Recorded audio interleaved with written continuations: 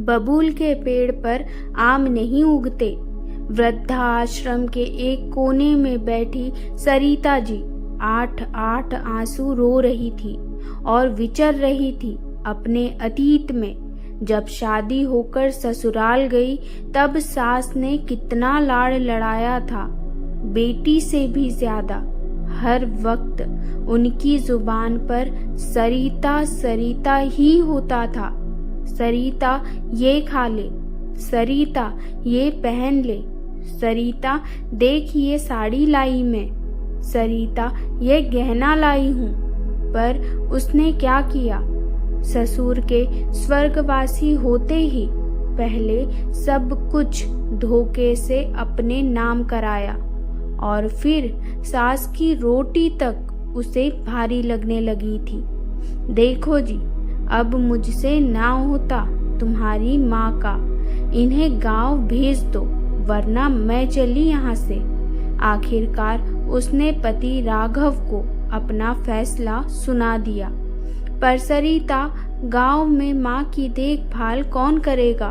तू खुद सोच, फिर तुझे माँ से दिक्कत क्या है? अब तो सारी जायदाद भी तेरे नाम है माँ की। राघव बेबसी से बोला, मैं कुछ ना जानती, बस मुझे माँ के साथ ना रहना। रही जायदाद की बात, वो इस उम्र में क्या करेगी? उनके खर्चे भर के पैसे हम दे देंगे। सविता चिल्लाकर बोली। माँ बेचारी आंसू बहाती सब सुन रही थी। उन्होंने बेटे को बुला खुद से कह दिया, बेटा यहाँ शहर में मन कौनी लगता, तू मुहे गाँव छोरा। बेटा समझ गया, माँ सब सुन चुकी है। उसने माँ को रोकने का बहुत प्रयास किया पर वो ना रुकी। पोता आरव जाती हुई दादी के कदमों से लिपट रो पड़ा, पर दादी तो मानो निर्मोही हो गई, या यूं कहो बेटे की गृहस्थी बचाने को निर्मोही बन गई। माँ गांव जाकर ज्यादा जी नहीं पाई। 2 साल बाद ही उनके मरने की खबर आई।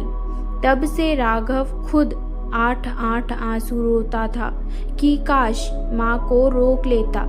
उसका पश्चाताप उसे बिस्तर पर ले आया और एक दिन वो भी माँ के पास पहुँच गया। इधर आरव भी बड़ा हो गया। कुछ समय बाद उसका भी विवाह हो गया और बहू अंकिता घर आई। अंकिता ने आरव के साथ मिलकर ससुर के व्यापार को संभालना शुरू कर दिया और धीरे धीरे सास से सब अपने नाम कराती चली गई और एक दिन उसे वृद्धाश्रम का रास्ता दिखा दिया। बेटा आरव भी पत्नी के साथ था, क्योंकि उसने अपनी माँ को भी तो यही करते देखा था। सरिता जी वृद्धाश्रम पहुंची तब उन्हें एहसास हुआ कि उन्होंने खुद अपने लिए बबूल का पेड़ बोया है, तो उस पर आम कैसे उग सकते हैं? यही सोच वो पश्चाताप की आग में जलती रहती और अपनी दिवंगत सास और पति से माफी मांगती रहती। दोस्तों, कहानी कैसी लगी जरूर बताएं। धन्यवाद।